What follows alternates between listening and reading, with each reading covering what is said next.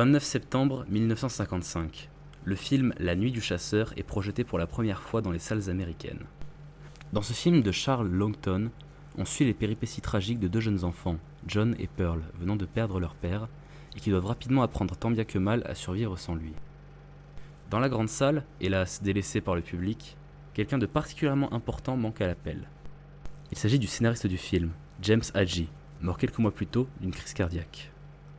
Mais bien qu'il ne soit pas présent en tant que spectateur, c'est bel et bien son enfance qui est projetée à l'écran. Lui aussi a perdu son père très tôt. Cette perte qui le marqua profondément ne fut que le début des innombrables événements qui forment cet étrange périple, tantôt tragique, tantôt révoltant, tantôt touchant, que fut sa vie. Bonjour à toutes et à tous, aujourd'hui sur Caféine TV, on vous parle de la vie de James Hadley, poète, écrivain, critique de cinéma, scénariste à Hollywood, un personnage complexe que l'on admire ou que l'on déteste. Ce qui est sûr, c'est qu'il n'aura laissé personne indifférent durant sa courte existence. Leaning, leaning, leaning on the everlasting 1936. Dans les locaux de Fortune, le journal le plus libéral de New York, James Hadley fait tache. Cheveux en bataille, vêtements usés, barbe mal rasée. Cette négligence vestimentaire trahit son profond mépris pour ses employeurs et ses collègues de travail. Anarchiste, il haït le journalisme de son époque et déteste encore plus le libéralisme. S'il s'est retrouvé à travailler pour Fortune, ce n'est pas par choix.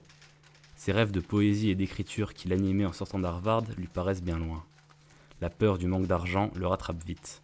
À l'étroit dans son bureau du Chrysler Building, il regrette les grands espaces de son Tennessee natal. C'est pourtant ce travail alimentaire qu'il déteste par-dessus tout, qui lui offre exactement ce dont il avait besoin. Il s'agit d'un projet de reportage sur les conditions de vie des métayers blancs de l'Alabama, qui font face à une extrême précarité en conséquence de la Grande Dépression. James saute sur l'occasion. Il brûle d'envie de retrouver la campagne du sud des États-Unis, et il voit en ce reportage l'opportunité de dénoncer les travers d'un système capitaliste qui le dégoûte. Il se considère lui-même comme issu d'un milieu paysan, bien que provenant d'une famille d'universitaires. Pour cette mission, James sera accompagné du photographe de renom Walker Evans, dont il admire le travail. Les deux hommes s'entendent à merveille, ils partagent les mêmes convictions politiques et artistiques. James admire la capacité de Walker à capturer le réel. Après un voyage de 1700 km de New York jusqu'en Alabama, arrivés à destination, n'ayant aucun contact, James et Walker sont accueillis froidement. Après plusieurs jours de recherche, les deux compères louent une chambre d'hôtel. Dépité de ne pas trouver de métayer acceptant de témoigner pour son article, James prend la voiture. Il a besoin de faire un tour. Après plusieurs heures de pérégrination, James se met en tête de retrouver l'un des métayers qu'il a rencontré quelques jours plus tôt, le chef de famille Floyd Burrow. Il parvient à le convaincre d'être le sujet de son reportage, et c'est ainsi que James Hadley et Walker Evans se retrouvent plongés pendant un mois en immersion totale dans la vie d'une famille de métayers dans le comté du Hale en Alabama.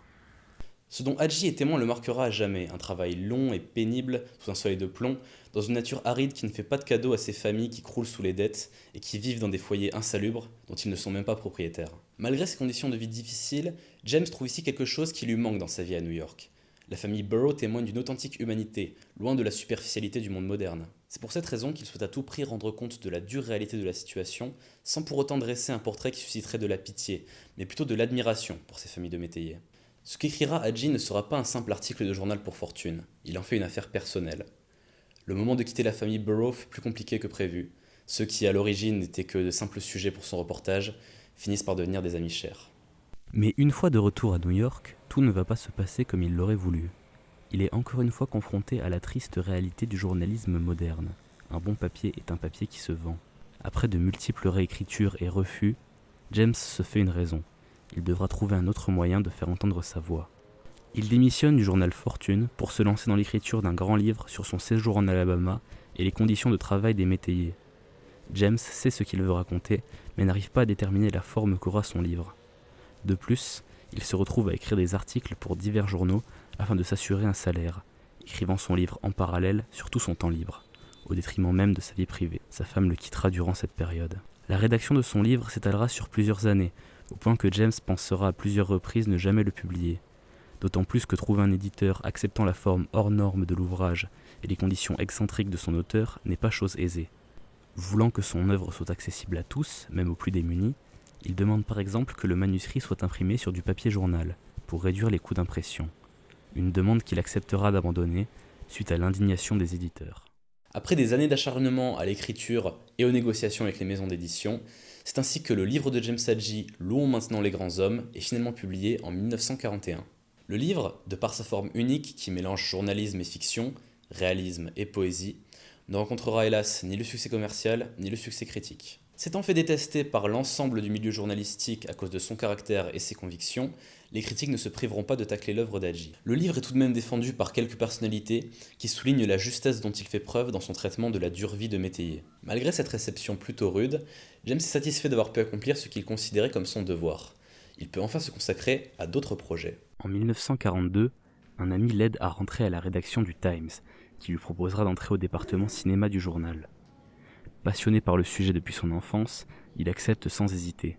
Ses critiques cinématographiques, intransigeantes envers les films de propagande américaine en pleine Deuxième Guerre mondiale, attirent l'attention de The Nation, le journal de gauche concurrent du Times, qui propose une place à James aux côtés d'autres critiques célèbres qu'il tient en haute estime. Le Time n'y voit pas d'inconvénient et il se met à travailler pour les deux journaux en tant que critique ciné, et commence à gagner en notoriété. Sa manière de critiquer les films n'est pas commune. James Hadji peut à la fois encenser un film et par la suite se montrer extrêmement virulent sur ses défauts, et cela dans une même critique. Il lui arrivera même de s'opposer à l'avis prédominant sur un film considéré par la majorité comme un chef-d'œuvre. La plupart des innovations techniques attribuées à Citizen Kane ne sont que de vieux trucs puisés dans le cinéma des années 20. Lorsqu'il critique un film, il reste cohérent avec ses idéaux.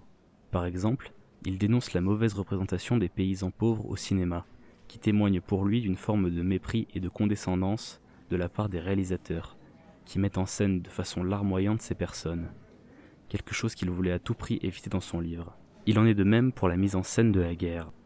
Quand un groupe de 10 acteurs maladroits tombent maladroitement et font semblant d'être morts, un sourire maladroit aux lèvres, est-ce rendre justice à la réalité endurée par les soldats ? James Hadji sait se montrer exigeant envers un film. Pourtant, il ne renie pas sa qualité d'amateur et d'étranger à l'industrie cinématographique. Il affiche même fièrement, dans son éloge de l'amateur, article paru le 26 décembre 1942 dans The Nation, James Hadji se présente autant comme un simple spectateur qu'un critique de cinéma. Comme amateur, je dois m'efforcer de reconnaître ma propre ignorance et ne jamais m'excuser de ce que mes yeux me disent quand je regarde l'écran, où l'évidence s'exhibe par-delà toute excuse, disponible à l'œil qui la voit et à l'esprit qui la reconnaît. Son premier contact avec l'industrie cinématographique se fera par le biais d'un reportage commandé par le Times sur les studios hollywoodiens. Ce sera l'occasion pour James de rencontrer plusieurs professionnels de l'industrie, de se faire de nombreux contacts et d'en apprendre plus sur le processus de création d'un film. C'est à la suite d'un autre reportage qu'il franchira le cap en se lançant dans l'écriture de scénarios pour l'industrie hollywoodienne. Ce reportage, commandé par le journal Life, porte sur un certain John Huston. Le réalisateur du Faucon maltais invite lui-même Hadji à venir le rejoindre dans l'Idaho, là où il a l'habitude de chasser. Si les deux hommes sympathisent aussi facilement, c'est parce qu'ils partagent beaucoup de similitudes dans leur parcours de vie. James confie à Huston qu'il aimerait écrire un scénario pour lui. Ce dernier lui propose alors d'adapter ensemble le roman de Cecil Scott Forrester, African Queen. Le projet est lancé. Novice dans l'écriture d'un scénario, James doit se plier au code du cinéma. Pas de symbolisme, pas de poésie. Donne-moi quelque chose que je puisse voir. Huston aide considérablement Hadji à changer ses mauvaises habitudes et à travailler rigoureusement. C'est également grâce à lui que James peut rencontrer son idole de toujours, Charlie Chaplin, pour lequel il rêve d'écrire un scénario depuis des années. Projet qui, hélas, n'aboutira pas. Une fois le scénario d'African Queen terminé, James est engagé par la 20th Century Fox afin de corriger des scénarios. En attendant que son travail soit reconnu dans le milieu, avec la sortie d'African Queen, il doit travailler pour nourrir sa famille. La collaboration Huston-Hadji est fructueuse, le film est une réussite. Il est nominé à la cérémonie des Oscars de 1952 pour le meilleur scénario adapté et meilleur réalisateur. Mais ce succès est nuancé par la dégradation de plus en plus importante de la santé de James. Alcoolique depuis une vingtaine d'années, fumeur excessif, ses abus le rattrapent.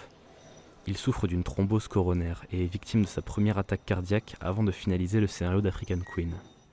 Qu'à cela ne tienne, il est désormais un scénariste reconnu. Sa carrière à Hollywood est véritablement lancée. Cependant, les projets qu'il accepte par la suite ont du mal à aboutir et ternissent sa réputation.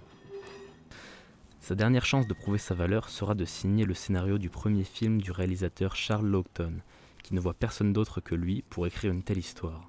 C'est à nouveau l'adaptation d'un roman, puisqu'il s'agit de l'œuvre de Davis Grubb, La Nuit du Chasseur.